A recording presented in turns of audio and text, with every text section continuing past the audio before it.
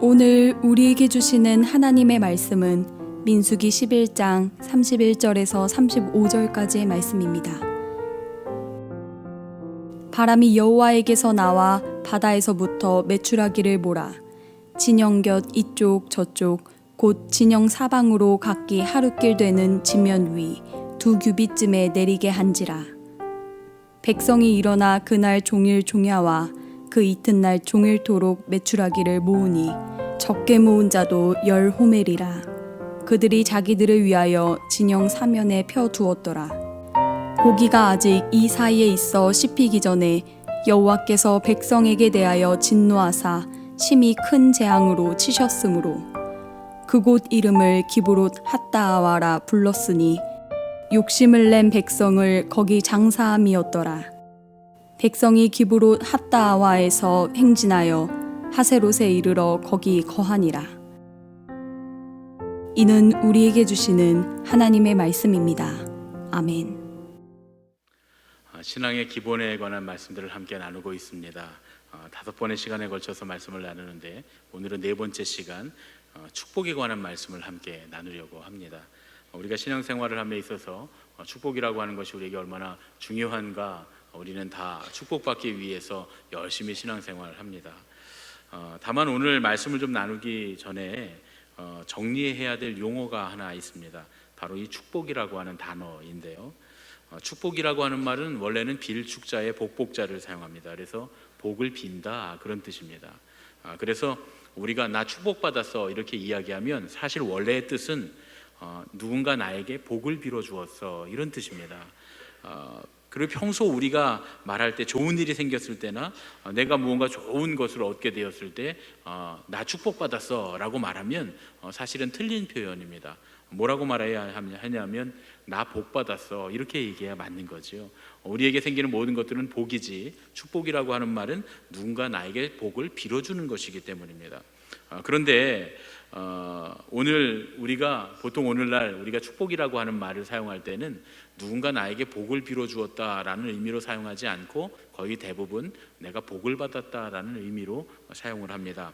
그래서 많은 분들이 나 복 받았어 이렇게 말하면 왠지 명절에 이야기하는 것 같고, 옛날 얘기하는 것 같고 그런 느낌이 들고, 좋은 일이 생기면 대부분 다 나 축복받았어 이렇게 말씀을 하시기 때문에 저도 오늘은 그냥 이 축복이라고 하는 말을 복을 빈다라고 하는 원래의 뜻이 아니라 우리가 일상적으로 사용하는 복을 받았다라고 하는 의미로 사용을 하려고 합니다. 그러니까 오늘 설교 제목 축복은 복을 빌어준다라는 의미가 아니라 복을 받았다, 이런 의미의 제목이라고 여러분들이 생각하시고 이렇게 용어를 정의하고서 말씀을 나누도록 하겠습니다. 우리는 광야를 지나던 이스라엘 백성들이 축복받았다라고 할 때 흔히 만나와 메추라기라고 하는 표현을 씁니다. 만나와 메추라기의 축복이 이스라엘 백성들에게 있었다라는 이야기지요. 그런데 사실 만나의 사건과 메추라기의 사건은 좀 구별해서 생각해야 되는 사건입니다. 만나가 광야 생활을 시작하는 이스라엘 백성들에게 내린 하나님의 축복이었다면, 메추라기는 하나님을 향한 불평과 불만, 불신앙에 대해서 축복의 모양으로 하나님께서 그들을 저주하신 사건이었기 때문입니다. 만나는 날마다 우리의 필요를 채우시는 하나님의 은혜를 상징하는 음식입니다. 사람의 욕망대로 많이 거두어서 쌓아둘 수 없는, 오직 하나님께서 그날 공급해 주시는 그날의 은혜로만 살아가는 삶의 상징, 그것이 만나였습니다. 하나님께서는 만나를 통해 우리가 소유한 모든 것, 하루하루 우리가 살아가는 우리의 삶이 얼마나 감사해야 될 것인가를 깨닫게 하기 위해서 만나를 이스라엘 백성들에게 내려주셨습니다. 우리는 자꾸 무언가를 더 채우려고 하죠. 그러나 사실 진정한 축복이라고 하는 건 우리가 얻고자 하는 것을 얻는 것이 아니라 우리의 중심에 감사를 채우는 것입니다. 물론 이스라엘 백성이 고기를 구한 것, 고기를 먹고 싶다고 한 것이 죄라는 말씀은 아닙니다. 고기가 먹고 싶을 수도 있죠. 고기를 원하는 게 죄라면 저는 죄를 너무 많이 지은 사람입니다. 우리가 명절에 이제 고기를 많이 먹게 될 텐데, 명절에 주로 많이 고기 반찬을 하죠. 고기 음식을 많이 하게 될 텐데 우리는 명절이 지나고 나면 고기를 너무 많이 먹어서 죄를 너무 많이 지은 것이 될 수도 있으니까요. 그러니까 고기를 먹고 고기를 원하는 것이 죄라고 말하기는 좀 어렵습니다.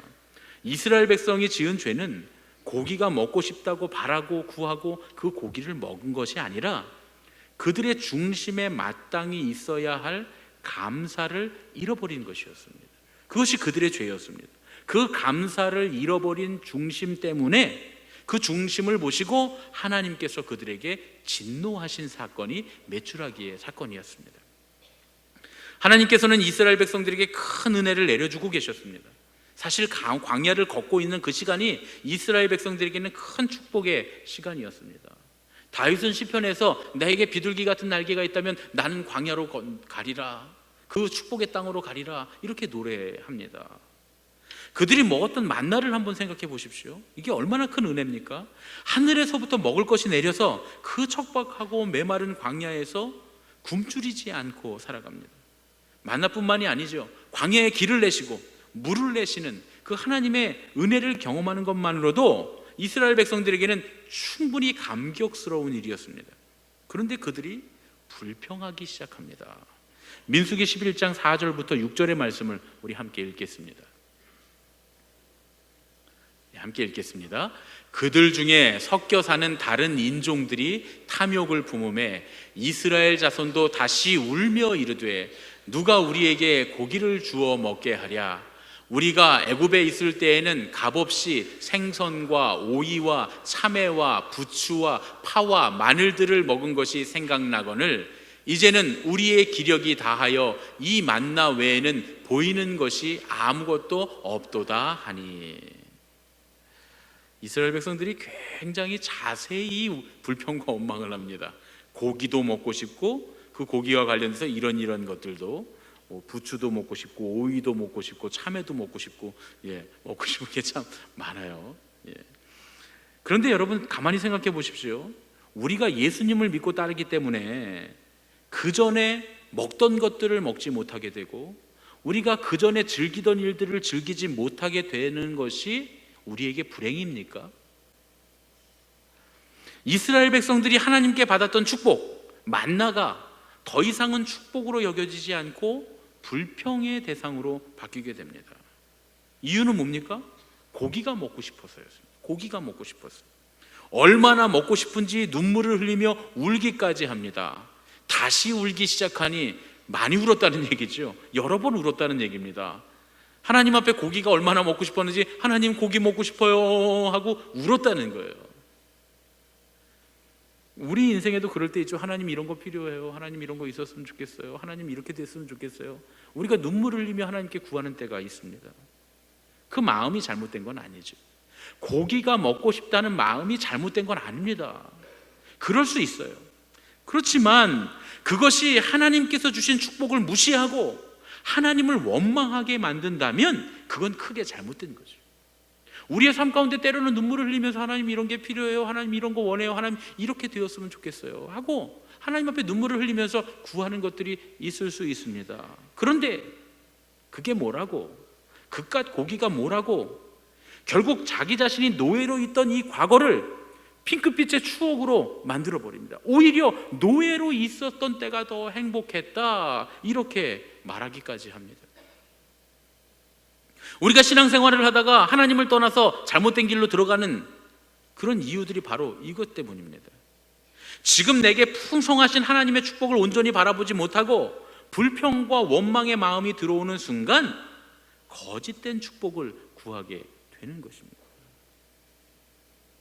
우리는 단지 고기를 먹지 못한다는 사실, 우리 자신에게 있는 유치하고 소소한 욕망이 채워지지 못한다는 그 소소한 사실 앞에서도 하나님께서 주신 모든 축복을 부정하고 하나님을 원망할 수 있는 그런 사람들입니다. 우리는 그럴 수 있습니다. 우리가 그럴 수 있다고 하는 사실을 알아야 합니다. 그리고 또 돌아봐야 합니다. 정말 지금 우리가 그러고 있지 않은지 말이죠. 하나님께서 베풀어 주시는 은혜가 큰데도 불구하고 그 은혜를 바라보지 못하고 작은 것, 내 마음에 들지 않는 것, 내가 원하는 것이 이루어지지 않는 그것 때문에 원망하고 불평하고 있지는 않은지, 하나님의 축복을 다 축복이 아닌 것으로 만들고 있지는 않은지 말이죠. 이쯤에서 우리가 축복을 좀 다시 정리해 봐야 될 필요가 있습니다. 우리는 우리가 간절히 바라던 것, 때로는 눈물을 흘리면서 갖고 싶었던 것들이 채워지면 축복받았다고 말합니다.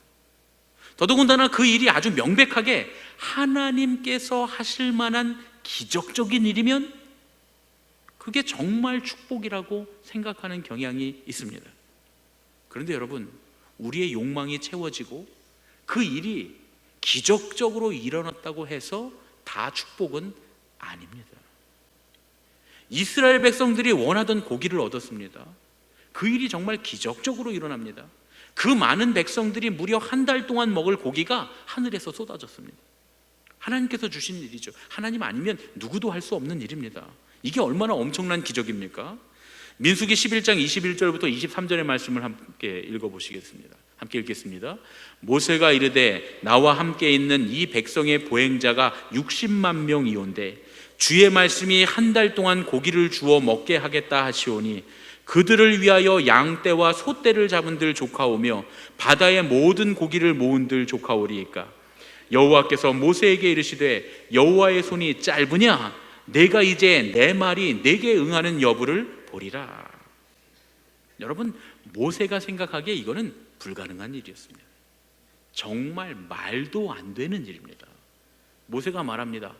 보행자만 60만 명이온데, 보통 이 당시에 이스라엘이 사람을 쓸 때는 장정들, 어른 남자들만 수를 셌기 때문에 지금 이스라엘 지금 이 움직이는 이 군중의 수가 200만 명이 좋게 됐을 거라는 거예요. 어떤 학자들이 250만 명까지도 사람을 봅니다. 그런데 200만 명이 넘는 사람을 한 달 동안 고기를 먹게 한다. 모세가 무슨 말을 합니까? 양떼와 소떼를 잡은들 조카오며, 보통 히브리어로 이 떼라고 하는 단어는 보통 12만 마리 정도를 가리킨다고 해요. 그러면 양떼가, 소떼가, 양이 12만 마리, 소가 12만 마리, 도합 24만 마리를 잡아도 200만 명이 한 달 동안 먹는 데에는 어림도 없다, 그런 얘기입니다. 24만 마리를 잡아도, 그 엄청난 고기를 도축을 해도 여기 있는 이 백성들이 한 달 동안 먹기에는 정말 간의 기별도 어림도 없는 일입니다. 그랬더니 하나님 뭐라고 말씀하십니까? 여호와의 손이 짧으냐? 내 손이 짧으냐? 무슨 말씀입니까? 하나도 내게는 어려운 일이 아니다. 하나님 이렇게 말씀하십니다. 정말 말도 안 되는 기적이 일어나야 하는데 하나님께서 이 일을 이루십니다. 하나님께서 메추라기 떼를 몰아서 이스라엘 진영에 내리게 하셔서 한 달 동안 이 백성들이 메추라기 고기를 먹게 하십니다. 여러분, 저는 어렸을 때 그렇게 생각을 했어요. 모세가 말한 소나 양 이런 것들이 아니라 하나님께서 메추라기를 주셨다고 할 때 뭔가 좀 싸구려 고기를 주셨구나. 많이 해야 되니까. 우리 그렇잖아요. 우리 뭐 몇 명 가족들이 먹을 때는 좋은 고기 사다 먹지만 뭐 잔치를 해서 많은 사람들을 먹이려 할 때는 시장에 가서 좀 싸고 양 많은 고기 이런 거 사러 가는, 이게 인지상정 아닙니까? 그래서 제가 생각할 때 이 말씀 보면서 하나님이 소나 양으로 하면 이거 좀 비싼 고기, 좀 수고가 많이 드니까 하나님 좀 싸구려 고기 메추라기로 좀 잔뜩 먹이셨구나, 이렇게 생각했는데 제가 아프리카에 가서 이 생각이 깨졌습니다. 아프리카에 갔더니 소나 양이나 돼지고기보다 닭고기가 훨씬 비싸더라고요. 닭 요리가 그 개인이 하나씩 먹는 요리 중에 제일 비쌉니다. 그 제가 좀 이상했어요. 우리나라는 닭이 흔해서 닭이 제일 싼 것 같은데 이 닭도 막 질겨서 이 포크도 안 꽂히고 칼도 안 들어가고 이렇게 하다가 닭이 막 튀긴 닭이 막 살아서 저쪽으로 도망가는 막 그런 닭이 엄청 비싼 거예요. 그때 제가 알게 됐어요. 이 닭고기가 소고기나 양고기, 돼지고기보다 더 비쌀 수 있구나. 그런데 가만히 생각해 보니까 이 당시에 이스라엘 백성들은 양이나 소를 키우고 있으니까 언제든지 도축해서 먹을 수 있는 고기입니다. 그런데 메추라기는 아주 구하기 어려운 고급육 중에 하나입니다. 그렇죠, 여러분? 그러니까 다시 말하면 이런 얘기예요. 이스라엘 백성들, 우리가 그 돼지고기 삼겹살이나 한 근 구워 먹었으면 좋겠다. 하나님, 돼지고기 삼겹살 한 근 먹고 싶어요 하고 기도했는데 하나님이 미국 본토에서 특송으로, 항공 특송으로 최고급 호텔 티본 스테이크를 공수하셔서 한 달 동안 먹게 하신 거예요. 200만 명을. 여러분 좀 개념이 이해가 되십니까? 하나님 싸구려로 주시는 하나님 아니시다 그런 얘기죠. 이스라엘 백성들의 입이 딱 벌어지도록 하나님 부어주셨다 그런 얘기입니다. 이스라엘 백성들이 눈물을 흘리며 불평한 그 기도의 응답이 이루어집니다. 엄청난 규모로 이루어집니다. 질적으로도 입이 딱 벌어지도록 대단한 기적이 일어났습니다. 그런데 여러분, 이게 축복이었습니까? 축복이 아니라 재앙이었다고 성경이 우리에게 말씀해 줍니다. 오늘 읽었던 11장 33절로 34절 말씀을 우리 다시 한번 읽어보겠습니다. 함께 읽겠습니다. 고기가 아직 이 사이에 있어 씹히기 전에 여호와께서 백성에게 대하여 진노하사 심히 큰 재앙으로 치셨으므로 그곳 이름을 기브로 핫다와라 불렀으니 욕심을 낸 백성을 거기 장사함이었더라. 메추라기는 이스라엘 백성들에게 축복이 아니라 탐욕의 무덤이 되었습니다. 기브로 핫다와라고 하는 말이 탐욕의 무덤이라는 뜻입니다. 분명히 기적 같은 사건이었고 그들의 삶을 온통 뒤덮는 그 물질의 풍성함, 바로 그 고기를 맛봤습니다. 그런데 그들이 원하던 그것들을 미처 즐기기도 전에, 고기가 아직 이 사이에 있어 씹히기도 전에 큰 재앙이 그들에게 임합니다. 그리고 그들이 하나님께 눈물을 흘리고 울며 불평하며 얻어냈던 그 기도의 응답, 엄청난 기도의 장소가 축복의 장소가 아닌 탐욕의 무덤이 되고 말았습니다. 여러분, 우리의 욕심이 채워지는 것이 축복이 아닙니다. 오히려 그 욕심을 버려야 진정한 축복을 볼 수 있습니다.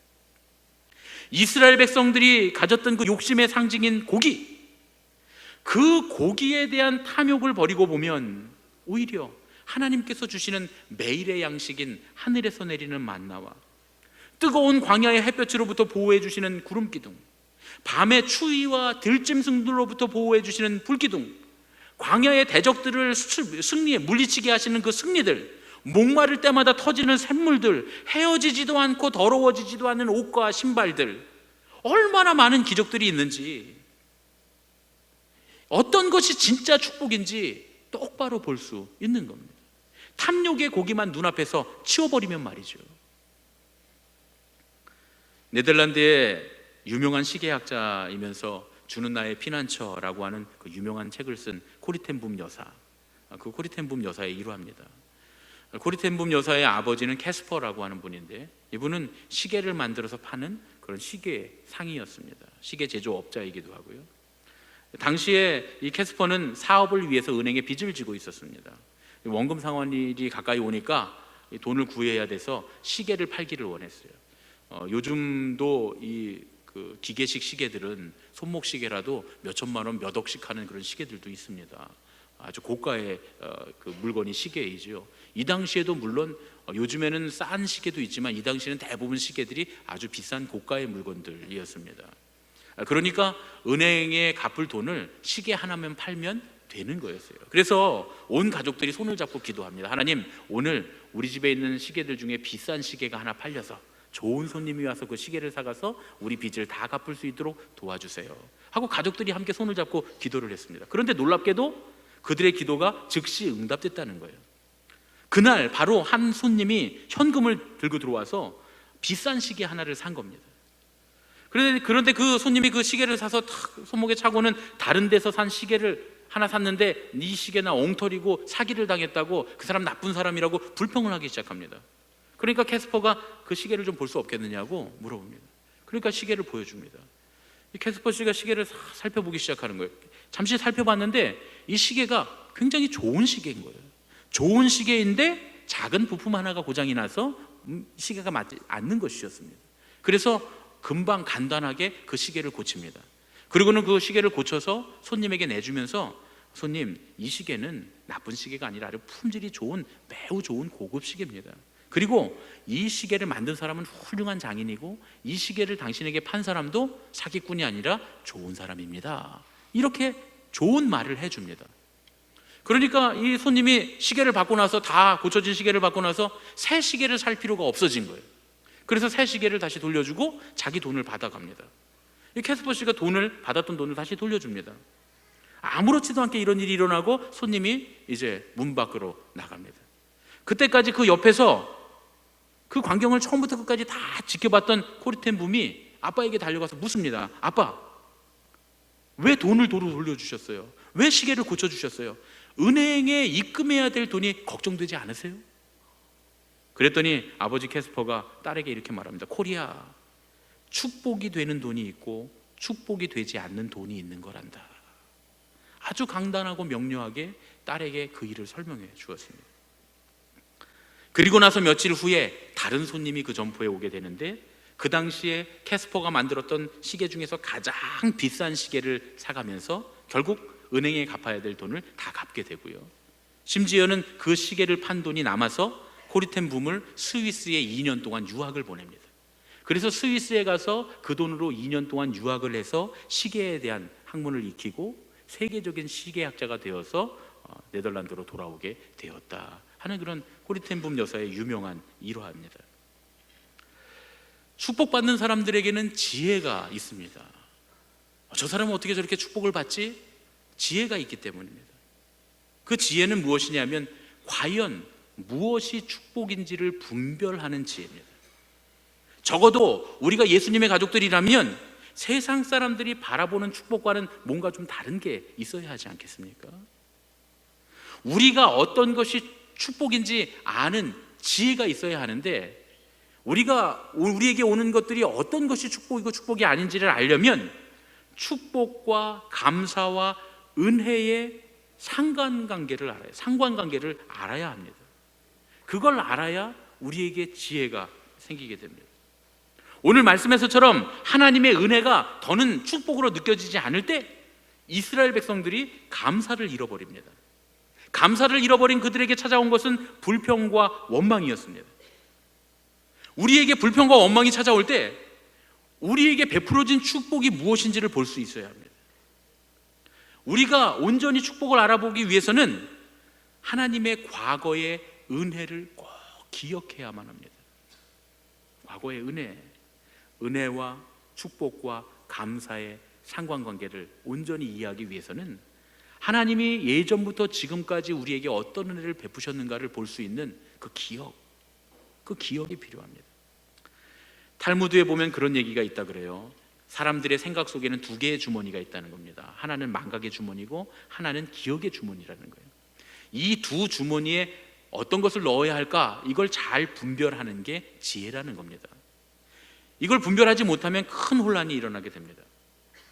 이스라엘 백성들이 저주를 축복으로 잘못 생각했던 이유가 바로 여기 있었다는 거예요. 자기들이 기억해야 하는 하나님의 은혜는 망각의 주머니에 넣어버리고, 자기들이 잊어버려야 할 망각의 주머니에 넣어야 할 노예 생활은 기억의 주머니에 넣어뒀다는 겁니다. 이것이 그들로 하여금 원망하게 했다는 거예요. 그래서 거짓된 축복을 구하게 만들었습니다. 광야의 길을 걸어가면서, 이 광야 같은 세상을 살아가면서 우리가 잊지 말아야 할 것이 있습니다. 그게 뭡니까? 이스라엘 백성들이 광야를 걸어가면서 잊지 말아야 했던 가장 큰 은혜는 노예의 삶에서 자유를 얻었다는 겁니다. 여러분, 거기서 부추를 먹고 참외를 먹고 오이를 먹고 생선을 먹었던 것이 뭐가 중요합니까? 노예였는데 말이죠. 이제는 비참한 노예 생활을 벗어나서 자유인의 삶으로 바뀌게 되었는데, 그까지 고기가, 그까지 생선이, 그까지 부추가 뭐가 중요하단 말입니까? 그리고 또 그들이 하나님께서 주신 이 자유의 몸뿐만 아니라 지금까지 하나님은 어떻게 그들을 인도하셨는가? 여기까지 오는 동안에 홍해가 갈라지는 기적과 낮에는 구름 기둥으로 밤에는 불 기둥으로 인도하시는 하나님의 은혜를 입었다는 거예요. 이스라엘 백성들은 이걸 잊지 말았어야 했습니다. 우리가 은혜를 잊어버리는 순간, 하나님의 은혜를 망각하는 순간 찬양의 자리가 원망의 자리로 바뀌는 겁니다. 그래서 이스라엘 사람들의 예배는 기억과 관련이 있습니다. 시편에 보면 많은 예배시들이 쓰여 있습니다. 그 예배시들의 주요된 내용이 뭡니까? 하나님께서 우리를 그 이집트 가운데서 건져내시고, 바벨론의 압제에서 건져내시고, 우리를 괴로움에서 건져내시고, 홍해를 가르시고 하나님 우리를 보호하셨다. 그 조상들이 지나왔던 역사를 기억하는 겁니다. 그리고 그것이 하나님께서 하셨다고 고백하며 감사하는 것, 그것이 그들의 예배였습니다. 그래서 예배는 기억과 관련이 있습니다. 하나님의 은혜를 끊임없이 기억하고 잊어버리지 않고 계속해서 하나님의 은혜를 고백하는 것이 예배, 이스라엘 백성들의 예배였다, 그런 말씀입니다. 오늘 우리가 지금까지 우리를 인도하신 하나님의 은혜를 기억할 수만 있다면 절대로 원망하거나 거짓된 축복을 구하지 않을 것입니다. 옛날 청교도들의 기도문에는 이런 기도가 있다고 해요. 제가 기도가 너무 좋아서 적어왔습니다. 우리 함께 좀 읽으면서 함께 기도했으면 좋겠습니다. 함께 하겠습니다. 시작. 오 하나님, 당신은 우리에게 너무 많은 은혜를 주셨습니다. 그러나 한 가지만 더 구하는 것을 용서하소서. 저희에게 은혜를 잊어버리지 않는 은혜를 주옵소서. 은혜를 잊어버리지 않는 은혜. 이 말이 전 너무 좋더라고요. 은혜를 잊어버리지 않는 은혜. 은혜를 잊어버리지 않는 은혜가 우리에게 필요하다, 그런 말씀입니다. 우리가 지금까지 베풀어 주신 하나님의 은혜를 잊지 않는다면 지금 우리는 우리의 상황이나 우리의 어떤 욕망에도 불구하고 하나님께 감사할 수 있습니다. 그렇게 감사할 수 있으면 진정한 축복이 우리에게 찾아오게 되는 것입니다. 은혜와 감사와 축복의 상관관계에 있어서 우리에게 필요한 건 과거로부터 지금까지 우리에게 베푸신 하나님의 은혜를 기억하는 것이다, 이렇게 말씀드렸습니다. 한 가지가 더 필요합니다. 은혜와 감사와 축복의 상관관계에 있어서 한 가지 더 필요한 건 뭐냐면 하나님께서 베풀어 주시는 은혜를 알아볼 줄 아는 감각, 안목, 해안, 그게 필요하다는 겁니다. 제가 우리 아이들 이름을 지을 때 첫째를 지을 때는 한 3개월 고민했습니다. 주한이라는 이름을 지었는데 원래 우리 아들 돌림자가 식자거든요. 심을 식자거든요. 그래서 이 식자라서 우리 사촌들 아이들 이름을 다 보니까 이름들이 뭐 선식이, 준식이, 진식이 막 이래요. 이거 볼지도 몰라요. 웃지 마세요, 여러분. 진짜 있는 애들이에요. 제 조카들이에요. 근데 이름이 내 아들은 주식이라고 짓고 싶지는 않은 거예요, 마음에. 그래서 어떻게 이름을 지을까 하고 고민하다가 예수 믿고 변화됐으니까 또 목사 가정이니까 다 이해해 주겠지, 우리는 돌림자를 따르지 말자, 그렇게 하고 이제 저는 이름을 지었습니다. 주한이라고 이름을 지을 때 주님 안에 살으라고 주한이라고 짓고, 주인 주자에 편안할 안자 써서 주님 안에서 평안하라고 주한이라고 짓고, 또 나중에 미국에 갈 일이 있을 테니까 미국 가면 주한이라고 부르라고 주한이라고 지었습니다. 여러 가지 생각해서 이름을 지은 거예요. 둘째는 딸을 낳는데 둘째 딸을 낳고 보니까 얘도 식자 쓰기는 좀 이상한 거예요. 저희 사촌 누나들이 다 태숙이, 태순이 이렇거든요. 저 태자가 돌림이라 태숙이, 태순이 이렇습니다. 그나마 이 태자도 원래 택자예요. 택자. 그래서 제가 원래 택현인데 어른들이 너무 이름 발음하기가 어려우니까 태자로 바꾸자 해서 우리 어른들이 바꿔주신 건데, 근데 여자 이름이 태순이, 태숙이 이것도 좀 이상한데 식자를 넣으면 더 이상할 것 같아서 아들한테도 안 쓴 돌림자를 쓸 수 없지, 그래서 또 한참 고민했습니다. 그러다 이름을 생각했는데 내가 딸을 낳으면 딸이 이 세상을 좀 온전하게 밝게 보는 눈을 가졌으면 좋겠다, 이 세상을 잘 바라보는 안목을 가진 그런 사람이었으면 좋겠다. 그래서 해안이라는 이름을 지으면서 한자로는 은혜 해자에 편안한 한자, 주님의 은혜 안에서 살아라, 주님의 은혜 안에서 평안하라, 그런 이름으로 해안이라고 졌습니다. 그 이름을 지으면서 그래, 세상을 바라보는 해안, 이건 이제 다른 한자긴 하지만 이제 제가 중의적인 의미로 이름을 지은 거니까 해안을 갔는데 세상을 바라보는 해안은 뭐냐? 그래, 하나님의 은혜를 바라볼 줄 아는 안목이지, 그게 해안이지, 이렇게 생각하면서 이제 이름을 지은 겁니다. 오늘 말씀이 바로 그런 얘기입니다. 은혜와 감사와 축복의 상관관계에 있어서 우리에게 하나님의 은혜를 기억하는 것 말고 또 한 가지 필요한 건 뭐냐면 우리에게 그 해안이 있는 겁니다. 하나님의 은혜를 바라볼 줄 아는 안목, 그 감각이 우리에게 필요하다, 그런 말씀입니다. 왜냐하면 하나님은 언제나 우리에게 은혜를 베풀어 주시는 분이시기 때문입니다. 그러니까 다시 말씀드리면 우리에게 하나님의 은혜가 없는 게 아닙니다. 우리가 하나님의 은혜를 못 보는 거죠. 하나님의 은혜에 무감각해지는 것이 우리 인생의 신앙의 문제가 됩니다. 민수기 11장에서 이스라엘 백성들이 원망하는 게 뭡니까? 그들이 불편하다고 하는 거예요.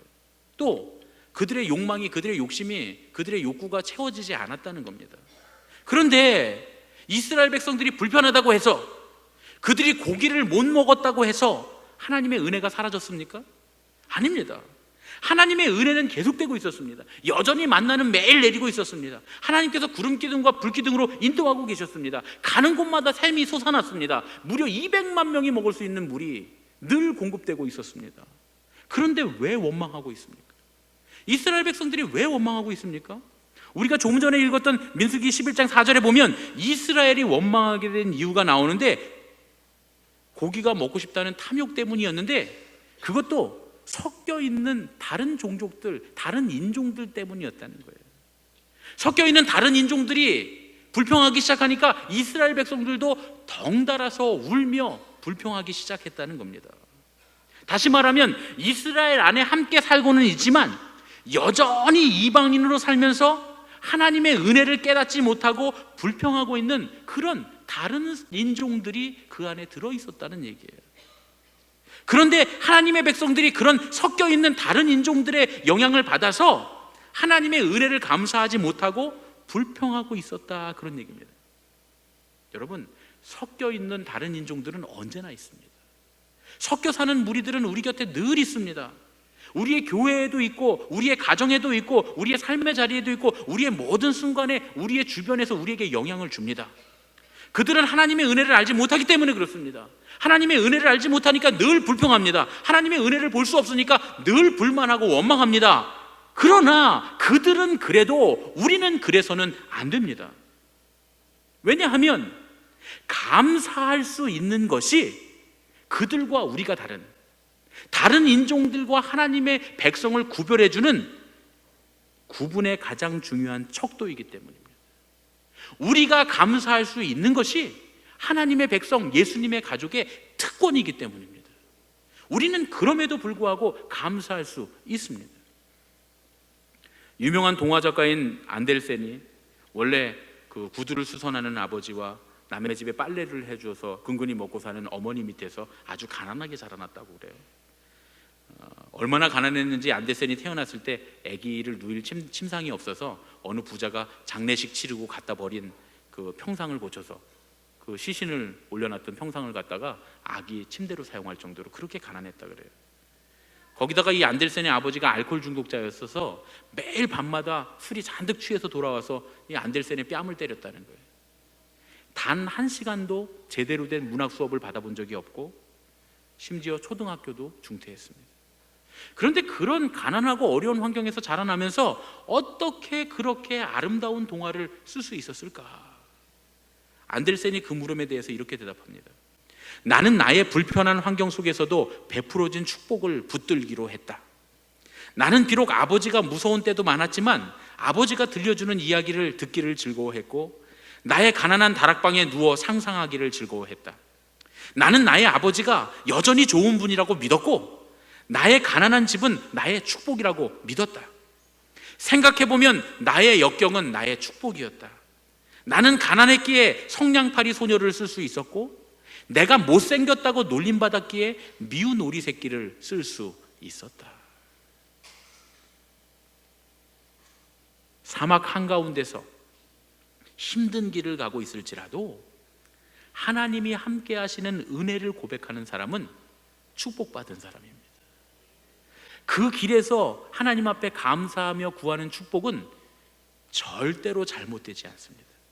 왜냐하면 감사를 아는 사람들의 기도는 축복으로 응답되기 때문입니다. 반드시 말이죠. 그러면 아무리 힘들고 어려운 상황이라고 해도 이만하면 감사하다 라면서 스스로 위로해야 된다, 이런 말씀입니까? 억지로 감사하라는 말씀입니까? 아닙니다. 물론 그렇게 하는 것에도 유익은 있습니다만 지금 우리는 축복의 본질에 대해서 얘기하고 있는 중입니다. 억지로 감사하라거나 혹은 이만하면 감사하다 스스로 위로하라는 말씀이 아닙니다. 축복을 볼 수 있어야 된다는 얘기죠. 광야라고 하는 환경은 커다란 저주라고 말할 수 있을 겁니다. 누구나 광야를 지나가고 있다면 저주받은 환경에 있다고 해도 틀리지 않습니다. 이스라엘 백성은 분명히 저주받은 환경 가운데 있었습니다. 그런데 이스라엘 백성들이 정말 저주받았습니까? 아닙니다. 저주받은 환경을 지나고 있었을 뿐이지 그들은 여전히 축복받은 백성들이었습니다. 저주받은 광야의 환경이 그들에게 전혀 영향을 미치지 않았다라고 말할 수는 없지만, 그러나 그들에게 결정적인 영향을 미쳤다라고 말할 수 없습니다. 그들은 영향을 받기는 했지만 그들에게 결정적인 영향을 이 저주의 광야가 미치지는 못했다, 그런 얘기입니다. 그들은 오히려 저주받은 광야를 지나면서도 저주받지 않고 축복의 길을 가고 있었다는 그 사실을 그들이 느끼는 감각, 그 안목, 그 해안을 가지고 있었어야 했다, 그런 얘기입니다. 왜냐하면 그러면 감사할 수 있기 때문입니다. 우리는 세상 사람들과 똑같이 다 세상을 살아가고 있습니다. 세상 속에서 살아가고 있습니다. 그러니까 우리가 세상의 영향을 받지 않을 수는 없습니다. 그러나 우리들의 본질이 뭡니까? 우리는 축복받은 사람들이라는 것입니다. 그것이 우리의 본질입니다. 우리는 하나님의 은혜로 예수 그리스도의 십자가의 보혈을 통해서 용서받았고, 모든 세상이 멸망과 죽음을 향해 가고 있어도 우리는 생명과 부활을 향해서 가고 있고 하나님 나라를 향해서 걸어가고 있다라고 하는 사실을 우리가 볼 수 있어야 합니다. 그러면 감사할 수 있습니다. 그것이 은혜와 감사와 축복의 상관관계에 있어서 우리에게 가장 필요한 감각, 안목, 해안이다, 그런 말씀입니다. 마사 베크라고 하는 여자분이 쓴 아담을 기다리며 라고 하는 책이 있습니다. 제가 이 책을 읽고 싶어서 구해봤는데 책을 팔지를 않아요. 오래전에 나온 책이라 중고책만 있는 것 같습니다. 그래서 제가 내용이 궁금해서 이 책에 대해서 써놓은 것들을 좀 다 이렇게 인터넷에 다니면서 읽어봤습니다. 이 마사 베크라고 하는 분은 17살에 하버드에 들어갈 정도로 아주 똑똑하고 열심히 있는 학생이었습니다. 4학년이 될 쯤에 남편을 만나서, 존이라고 하는 사람을 만나서 결혼하고 아이를 낳아서 키우고 있었는데, 그래도 열심히 공부를 해서 하버드 사회학 박사과정을 밟고 있었습니다. 이제 조금만 더 가면 성공의 문 앞에 있었는데 둘째 아이인 아담을 임신하게 됩니다. 이제 성공을 눈앞에 두고 학업에 몰두해서 탁 논문만 쓰고 박사학위만 받으면 되는데, 이 둘째 아담이 다운 증후군의 장애를 갖고 있다고 하는 것을 알게 됐습니다. 뱃속에 있는 아이가 다운 증후군을 갖고 있다고 하니까 두 부부가 엄청나게 충격을 받았습니다. 사실 이 당시에 함께 이렇게 공부하던 사람들은 개인적인 사정이라고 하는 것 자체를 수치로 여겼다 그래요. 개인적인 사정으로 공부를 못해서 이런 것들을 수치로 여길 만큼, 그렇게 경력과 출세에 방해되면 임신 중절도 마땅히 해야 된다, 이렇게 조언하는 그런 사람들의 이야기를 물리치고 하나님이 주신 아이니까 낳아서 키워야 된다. 그래서 그때부터 학업을 중단하고 다운 증후군 아이에 대한 공부를 하기 시작합니다. 어떻게 이 아이를 낳아서 키울까? 이 아이를 출산할 수 없을 정도로 몸이 쇠약해져서, 그래서 아이를 포기해야 될 상황이 왔을 때는 오히려 자기 주사를 놓고 또 약을 먹고 또 건강을 챙기고, 그래서 이 아이를 결국 낳고 기르게 됩니다. 이 두 부부가 이 아담이라고 하는 다운 증후군 아이를 키우는 과정을 통해서 많은 아픔과 고통을 겪지만, 오히려 이 아들을 통해서 자기 자신들을 새롭게 발견해 나가기 시작합니다. 삶의 속도를 왜 늦추어야 하는가? 작은 아름다움들이 있다고 하는 것, 작은 진리들이 있다고 하는 것, 소소한 그 행복들, 하나님께서 주시는 은혜들을 느끼게 되고, 그 안에서 하나님의 임재와 은혜를 경험하게 되면서 하나님께 은혜를 고백하게 됩니다. 사실은 다운 증후군 아이를 키우는 그런 이야기에서 시작돼서 하나님의 은혜를 고백하는 그런 내용으로 마무리 짓는 그런 책입니다. 그런데 이 책에 이런 얘기가 나온다 그래요. 아담이 7살 되던 해에 크리스마스에 이런 일이 일어났답니다. 아담의 누나와 동생, 이제 이 3남매를 키운 거죠. 가운데의 아이는 다운 증후군으로 아픈 아이고, 큰 아이와 작은 아이는 아프지 않은 아이들이었던 것 같습니다. 이 미국 사람들은 이 크리스마스가 되면 이렇게 크리스마스 트리를 꾸며놓고 밑에다가 아이들 선물을 놔두잖아요. 그러니까 아이들이 선물을 보고서 막 와 하고 달려가서 선물 꾸러미를 뜯었는데, 큰 아이와 작은 아이가 무척이나 실망을 하더라는 거예요. 실망해서 풀이 죽어 있는데 유독 이 아담만 그 선물을 들고 막 뛰어다니면서 환호성을 지르면서 좋아하더라는 거예요. 그 선물이 뭐냐? 건전지였습니다. 건전지. 선물 꾸러미가 2개가 있는데, 진짜 선물은 이쪽에 건전지를 넣으면 자동으로 달리는 자동차, 이게 진짜 선물인데 아이들이 실수로 건전지를 먼저 뜯어본 거예요. 그 크리스마스 선물로 건전지가 나왔으니까 애들이 실망을 한 겁니다. 그런데 이 아담이 갑자기 건전지를 보더니 우와 하더니 그걸 들고 가서 뜯어갖고 여기저기 다니면서 건전지 대서 불도 켜보고 건전지 대면 돌아가는 장난감에 넣어서 건전지 장난감도 돌려보고 그러면서 하루 종일 뛰어다니면서 즐거워하더라는 거예요. 그런 아담을 보면서 마사 베크가 이렇게 고백했답니다. 우리는 모두 건전지가 정말 좋은 크리스마스 선물이라는 것을 알게 되었다. 선물의 본질이 뭡니까? 선물의 본질은 그들이 우리를 사랑해 주었다는 것입니다. 그렇죠? 선물의 본질을 알게 된다면 그게 사실은 건전지든 자동차든 아무 상관이 없을 겁니다. 더더군다나 건전지처럼 쓸모가 많은 선물이라면 얼마나 좋아해야 합니까? 그런데 우리의 욕심이, 우리가 가지고 있는 가치관이, 우리가 잘못된 세속적인 욕심들이 눈을 가려서 그 선물의 본질을 올바로 보게 하지 못하면 건전지는 실망한 선물이 되게 되는 것입니다. 우리가 사실 축복의 본질을 알게 된다면 건전지가 그렇게 나쁘지 않은 크리스마스 선물일 수 있다는 사실도 알 수 있습니다. 세상적인 기준이나 편견을 제거하고 다시 말해서 우리의 욕심을 내려놓으면 우리는 축복의 본질을 볼 수 있게 됩니다. 축복은 하나님의 은혜에 대한 감사로부터 시작됩니다.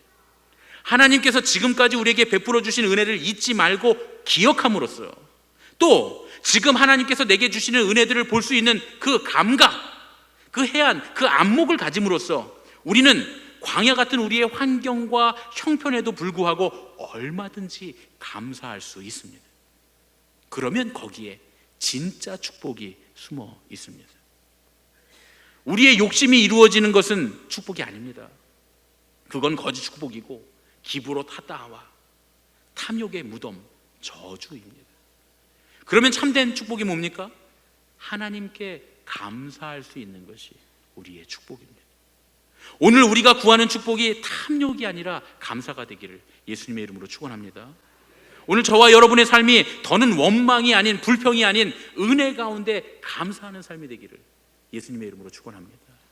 우리 옆에 계신 분들과 이렇게 인사했으면 좋겠습니다. 원망 말고 감사합시다.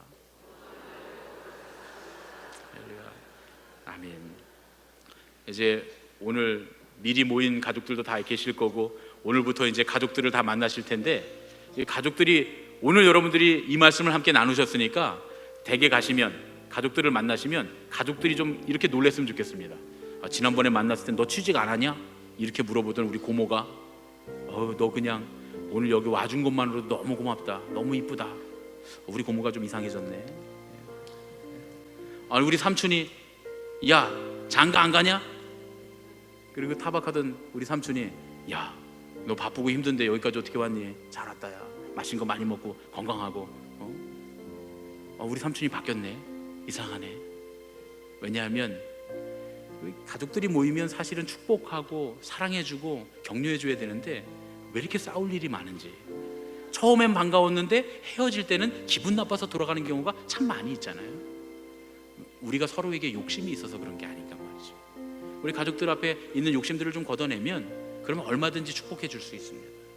오늘 기왕에 우리가 우리 눈앞에 있는 욕심을 버리고 하나님께서 우리에게 주신 은혜를 기억하면서 지금 내게 베풀고 계시는 은혜를 바라보는 감각을 가진 사람들로, 우리가 믿음의 사람들로 나간다면 오늘 우리 가족들에게 똑같은 축복을 베풀어야 할 줄로 믿습니다. 그래서 이번 명절은 온 가족들이 축복받는 그런 명절을 만들어 가시는 우리 예수님의 가족들, 하늘빛 식구들 되시기를 예수님의 이름으로 축원합니다. 우리 부르신 곳에서 함께 찬양하고